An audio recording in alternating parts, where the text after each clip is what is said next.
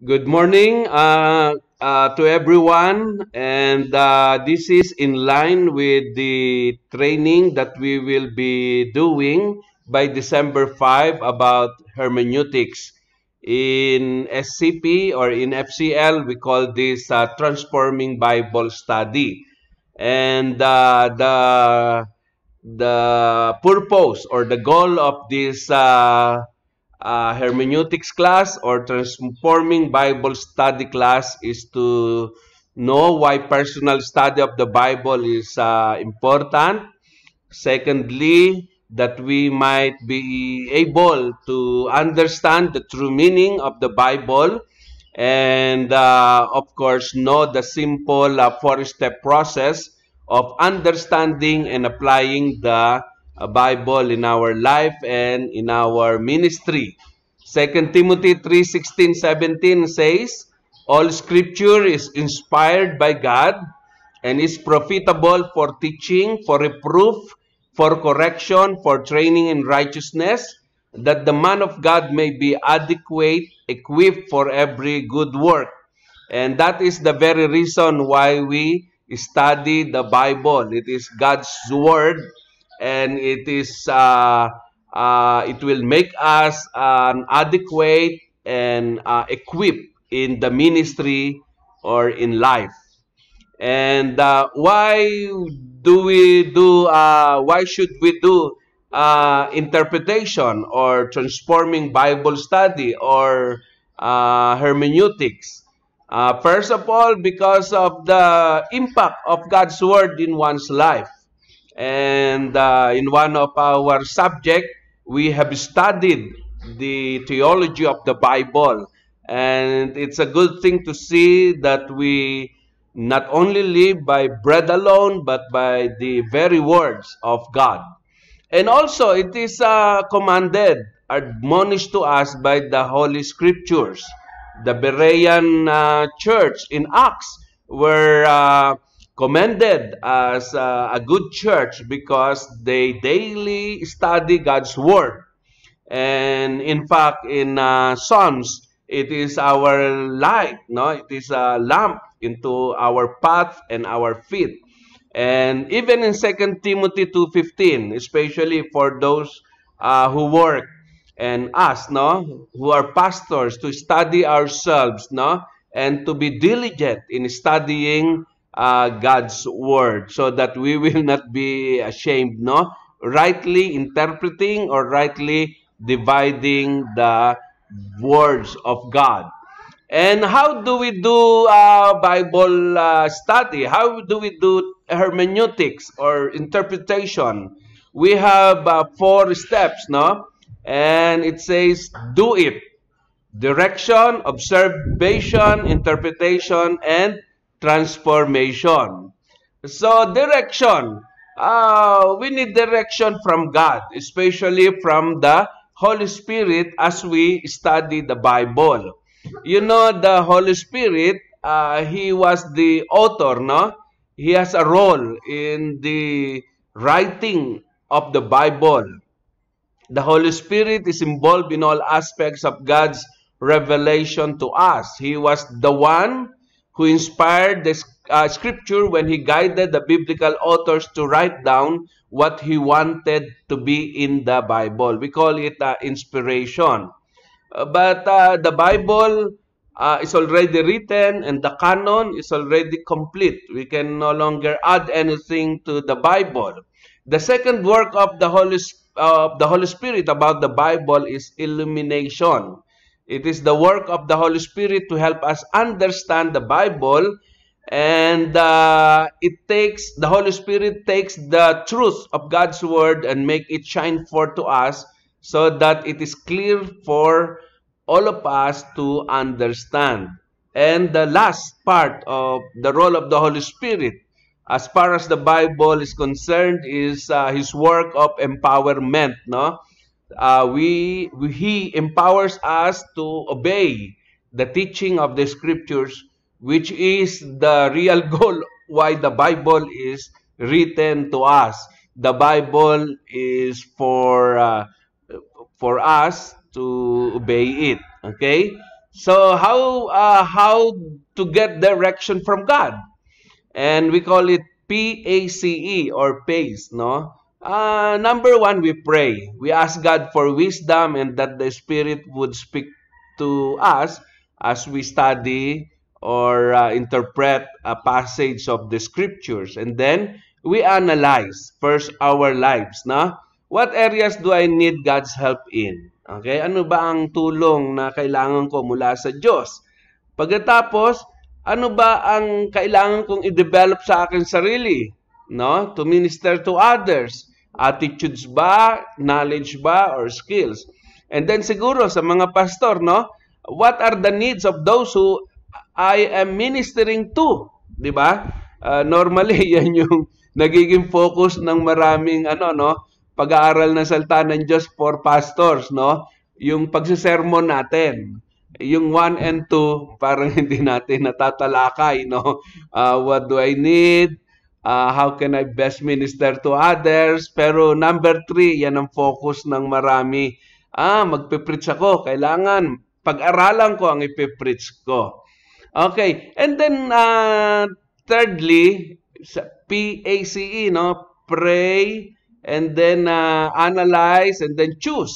Siyempre, pag alam mo na, kukuha ka ng issues. Ano ba yung issue talaga? Or, kukuha ka ng passage na may kinalaman doon sa issue na yon. And then, establish. Or, kailangan mo maging committed sa pag-aaral ng salita ng Diyos. Ito, example ko lang ha. Pero pwede nyong palitan yung mga nasa bold and underline. I will spend 2 hours. Sorry, naging 2 hours. 2 hours each week for the next 3 months. Studying the book of Romans, beginning on December 6. I will do my study at home from 3 to 5, kasi 2 hours every Sunday. Siguro yan, kung magiging specific ka, no? 3 to 5 p.m. every Sunday. So, bakit kailangan mong establish ang sarili mo or lagyan mo ng commitment, specific commitment? Kasi ang pag-aaral ng Bible, para din yung pag-attend sa klase. May schedule ka rin. Ang dahilan, napakaraming trabaho, napakaraming, bibisitahin, napakaraming gagawin sa bahay. So kung wala kang schedule na katulad nito o commitment, baka naman mawala yung schedule mo. Doon naman sa halos walang ginagawa sa bahay, baka naman puro Bible na lang ang gamitin mo at gawin mo. No, hindi ka na kumain, hindi ka na magluto at iba pa. So maganda to. PACE, ang panghuli, commitment to study or establish yourself, no, to really study God's Word. Second step, so ang una ay direction. At ang direction ay dapat hingi tayo ng wisdom sa Diyos at mag-commit tayo. Second step is observation. A word about Bibles. Ang mga translation ng Bible ay may tinatawag na literal, dynamic equivalence, at paraphrase. So if you want to use a literal translation, siguro gamit ka ng NASB, King James, or Revised Standard Version. Kung gusto naman ng medyo equivalence, no? NIV, New International Version. Pero kung gusto mong paraphrase, Good News Bible. Parang ang Good News Bible nasa gitna ng dynamic equivalence at paraphrase. Bagamat ang Living Bible talagang paraphrase, no? At sa Tagalog yan, siguro yung literal, yan yung matandang salin, no? Yung dynamic equivalence, yan yung mga, yung ano ba tawag nun? Yung ansalita, no? Yung poimen. Yung paraphrase, siguro yan yung kay Pastor Bibar, no? Na aklat. At meron din tayong Good News Bible or Magandang Balita Biblia, no? Yung ginagamit pangkaraniwan natin. How to do observation? 3 S. SSS. Situation, stress, significance. Iyan ang i-observe natin sa isang talata. Ano yung sitwasyon? Ano ang diin, stress? At ano ang kahalagahan ng talatang yon? Pag sinabing sitwasyon, tinatanong mo, who was the author? Who were the readers? What are the subjects addressed? What was the situation? Yung where is this happening? Saan ba yan? Ang context niyan, home ba, church, work? Where are the author or readers? Taga saan sila? When? When was the book written and how? Ang how, ano yung nangyayari sa loob ng passage, no? So, tignan mo yung sitwasyon. Pangalawa, titignan mo yung stress. Paano mong malalaman kung ano ang pinagdidiinan ng talata? By the use, first of all, by the action verbs or finite verbs. May ibang uri ng verbs, ha? May linking verb, pero ang titignan mo, participle, ibang uri din yun ng verb, at infinitive, no? Infinitives. Pero ang titignan mo ng gusto, yung finite o yung action verb, no? Kasi yun yung binibigyan ng emphasis sa talata, karaniwan. And then tignan mo rin yung relationship of words and ideas. Paano mo yung malalaman? Ang clue dyan, yung mga conjunction and proposition. Halimbawa, pag sinabing Romans 12:1, therefore, ibig sabihin, nagko-conclude siya nung mga nakalipas na talata. Kaya may reason, ang titignan mo yung because, for, since, result, so then, therefore, purpose, in order that, so that, contrast, comparison, emphatic. Tignan mo yung relasyon. Kung maaari, i-diagram mo yung isang sentence, no, para makita mo yung relasyon ng mga salita at ideas. At ang clue dyan, kung ano yung ginagamit na conjunction at prepositions. At ikatlo, makikita mo rin kung ano ang stress kapag inuulit. Diba? One of the key stress markers, lalo na sa OT at sa teachings ni Jesus, pag inuulit-ulit. Hindi naman yun makulit, pero yun ang ibig sabihin, may stress. Ngayon, observe also the significance, no? What is commanded, prohibited, and stated, di ba? Ano ba yung kinumand, ano yung pinagbawal, at ano yung idiniklara? Verbs. Yung relationship of words or ideas, what is being compared, contrasted, what is the result, what is the reason, what is the purpose. At sa repetition, what was repeated or what is repeated, what is being emphasized. Okay.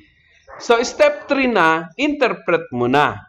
Ang interpretation naman ay, una, i-review mo yung significance. Ito yun, no? Yung nakita mo. Kailangan may sagot ka rito sa mga tanong na ito. Pagkatapos, magtanong ka rin ng sarili mong tanong. What does this passage mean? What is the meaning of the words used in the passage? Bakit importante ang passage na ito? At ano naman ang relasyon? Di ba sa interpretation, mahalaga yung letter C? Number 2, letter C. How does this passage relates to the present day? And syempre, sagutin mo siya para ma-interpret mo. May dalawang paraan para masagot mo ang mga tanong mo rito. Kung ano man ang tanong mo, no? A, B, C. Okay? Una, tignan mo yung content and yung context. Pag sinabing content, yung mismong passage. Basahin mo siya nang makaulit, no? Ulit-ulitin mo. Baka nandoon ng tanong, sagot sa tanong mo. Then kung wala sa content, wala sa passage, baka nasa context. Yung mga immediate passages at yung mga sumunod na passages. Or maybe, nasa buong libro ang sagot. Kaya, tignan mo ang context. Ang isa sa pinakamalungkot ay kapag nag-preach ka, pag out of context ka naman. Bakit? Hindi mo pa na-interpret, in-apply mo na kagad. Saka na yung application. Step 4 yon, ha? Step 3 pa lang tayo ngayon, which is interpretation. So, ang unang paraan para ma-answer mo yung mga interpretative questions mo, ano yung mga questions na yon? Ano ang kahulugan ng passage? Ano ang meaning ng mga words? Bakit importante ito? At ano ang application nito? Unang paraan para makita mo ang sagot mo sa mga tanong na yan, yung content and context. Ikalawa, magkumpara ka, mag-consult ka, at mag-confirm ka. Okay, paano ka nagkukumpara? Gumagamit ka ng cross-reference, concordance, at kuminsan topical Bibles, no? Paano ka naman nagko-consult? Kinukonsulta mo siyempre yung Bible handbooks, Bible dictionaries, Bible encyclopedia, at mga Bible atlases. Sa karaniwang mga pastor, ang laging kinukonsulta, commentaries, no? Siguro, do not consult a commentary until you are finished with your own study of the Bible, yung content at yung context, no? Wag ka muna. Bagamat maraming uri ng commentaries. Yan, nakalagay dito yung ibang mga commentaries. Siguro, meron kayo ng Matthew Henry, no? Pero meron pang mga magagandang commentaries. Pagkatapos, i-confirm mo. Pag sinabing i-confirm, parang ito yung last stage ng interpretation mo. Malalaman mo dyan yung reader's need. Ano ba ang problema and challenges the readers have? And then, ano ba yung message o solution sa pangangailangan ng readers? At ano yung central message of the passage? Ang pang-apat na step, mga kapatid, ay transformation o sa ibang salita, application. Bago ka palang mag-a-apply. Para daw maganda ang application mo or transformation mo, it needs to flow from the main message of the passage. Ikalawa, it needs to be practical and should relate to our own situation and needs. At para makagawa ka ng isang magandang application, dapat daw may acronym na AIMS: achievable, individualized, measurable, and significant.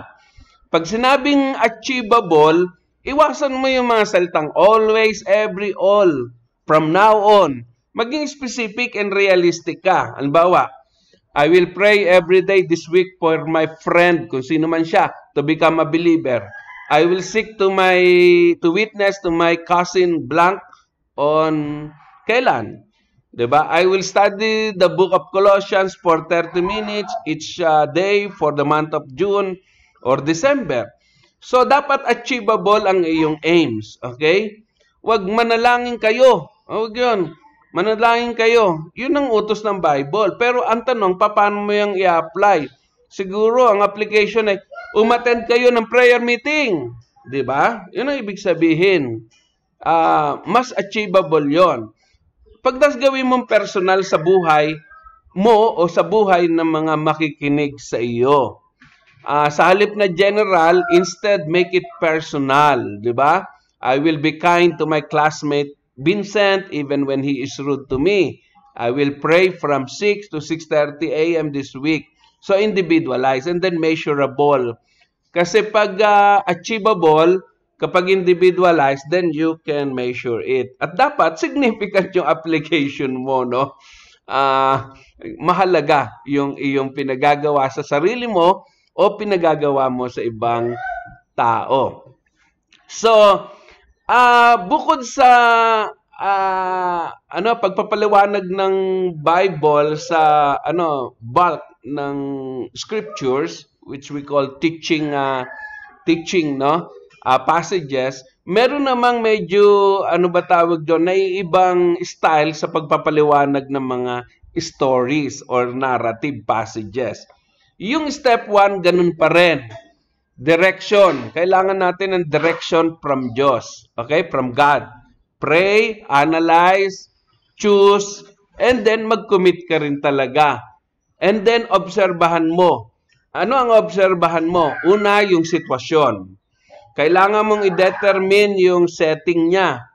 Ang setting, 3 uri yan. Physical, temporal, at cultural. Pag physical, siyempre, yung geography, yung atmosphere, yung climate. Pag temporal, yung panahon, no?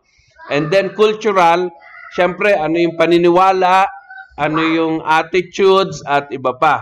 Tignan mo rin yung characters, no? Siyempre, kwento yan. May characters dyan. And then, tignan mo rin yung plot. Paano mong nalalaman yung kwento? Ano ba talaga ang kwento? Ang kwento, nalalaman yan sa pamagitan ng mga conflicts o in disharmony na tinatawag, no? At kailangan mong tignan yung plot o yung conflict, no? Conflict. Merong mga different types of conflicts, no? Pwedeng physical danger, character, no? Issues, moral issues, and then also spiritual, no? Spiritual issue. At maaaring may idagdag pa kayo sa mga conflict na yan. Pwedeng poverty at iba pa. So, nalalaman mo ang kwento sa kanyang plot. At nalalaman mo ang plot sa kanyang mga conflicts na kinakaharap ng mga characters, no? Pagkatapos, isa ito siguro sa magandang paraan para gamitin sa pag-obserba sa narrative. Karaniwang narrative ay may exposition, may rising action, may climax, may falling action, and then may resolution. Exposition, yan yung start o situation of the story. Yung rising action, yan yung conflict. Diba? Yung climax, yung pagtatagumpay sa conflict. At yung falling action, yung after the climax, at resolution, yan yung conclusion. Ito, isang uri ng diagram. So, merong setting, opening scene, introduction of characters. Then may set up, may initiating event, no? May rising action, no? May conflict na. Then may rising action ulit, may rising action. 'Di ba? And then climax, outcome, falling action, and then resolution. So, ang una mong titignan yung situation. Ang ikalawa, yung stress. Paano mong malalaman kung ano ang binibigyan diin ng story sa Bible? Yung mga stories na nasa Bible. Unang-una, tignan mo yung commentary ng author mismo. Ano ba yung sinabi ng author? 'Di ba? So, yung sinulat niya, yun ang mahalaga sa kanya. Maaaring hindi mahalaga sa atin yun. Pero yun ang mahalaga sa kanya. Diba? Halimbawa, yung genealogy ni Jesus. Mahalaga yun kay Luke, mahalaga yun kay Matthew. Kasi maliwanag na dapat ang anak ni David galing sa lahi ni David. Eh kung hindi mo mapatunayan, mahirap. Diba? Mahirap. So, statements by the character. And then yung mga dialogue nila. Okay? And then, tignan mo rin yung literary features, yung repetition of words, at yung proportion. Gaano bang kahaba ang binigay na, halimbawa, sa Judges, ang haba ng binigay na chapters kay Samson. Ba't kaya?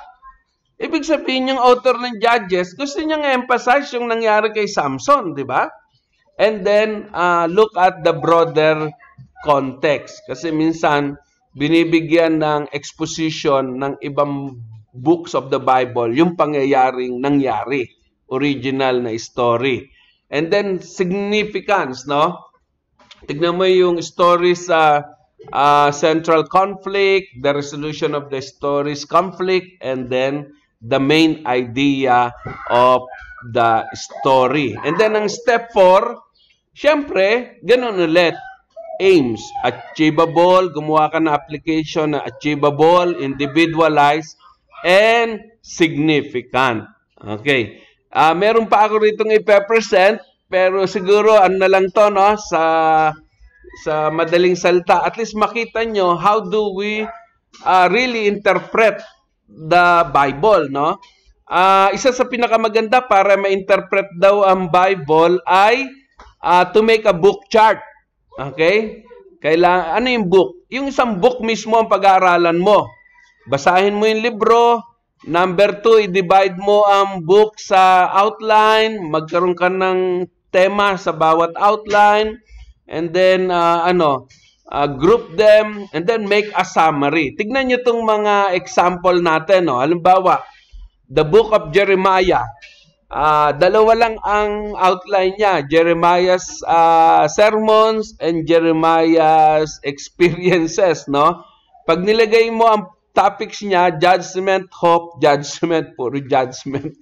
And then, pwede ring preaching, portrayal, and prophecy. Saan yan? Ang context ni Jeremiah ay sa Judah, and about 42 years from 627 to 585 BC, no? 586 BC ay nasakop o winasak ang Jerusalem, no? Ang templo at ang palasyo. At ang author, of course, si Jeremiah. Tignan mo naman ang Acts. To, magandang pagbubook chart to, no? AD 30 siya nagsimula, ang Book of Acts, then AD 60.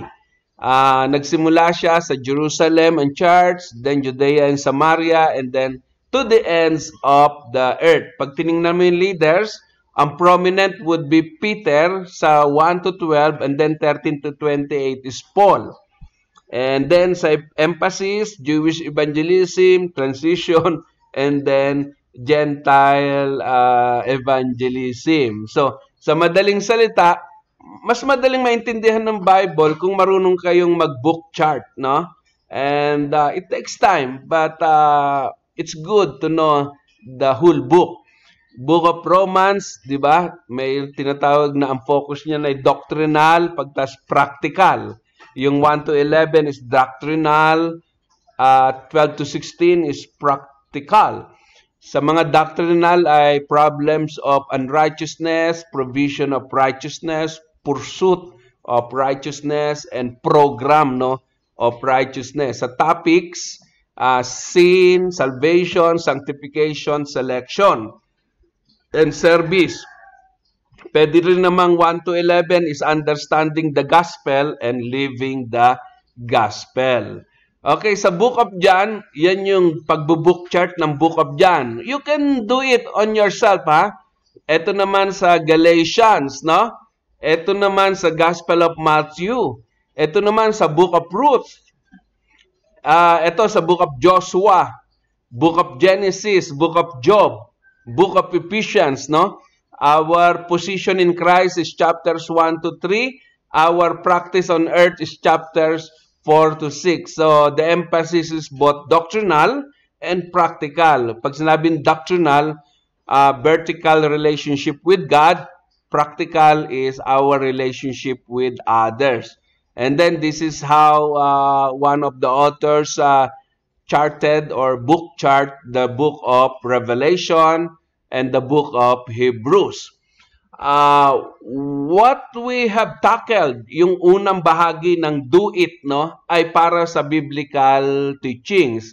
And then we also discussed the Bible stories, no? Siguro bigyan natin ng konting panahon itong parables. Parables are different than historical narrative kasi hindi naman siya historical, no? Because they are stories about events that did not take place, no? Of course, may issue kung yung si Lazarus and the rich man ay historical narrative. Okay, Jesus used parables for two reasons: to teach those who believe in Him and to hide the truth from those who did not. And some of the principles of parables have one main point only. That is first, no? The power of a parable is in its unexpected twist. Okay? And then, you consider the context to discover the main point. At ang goal ng studying parables is to understand the punchline so that we can apply the message to the present situation. So, may focus ang parables na halos isa lang, no? And then, how about poetry? Poetry is not mainly instructive, no? But expression of emotions and thoughts for God, no? Poetry is found in many books of the Bible, and actually ang Psalms ay ang pinakamalaking book of poetry, no? You can look at that at repetition. Mahilig mag-repeat ang poetry, no? Repetition, and then meron din silang parallelism, nire-restate, no? Parang ang Diyos ay dakila, si Yahweh ay napakataas, no? Parang nire-restate lang yung isang idea. Meron namang contrast, no? Binabagsak ng Diyos ang palalo, itinataas ang mapagpakumbaba. Kuminsan naman, explanation. And then, meron din siyang figures of speech, no? Figures of speech are used to compare, contrast, or emphasize, no?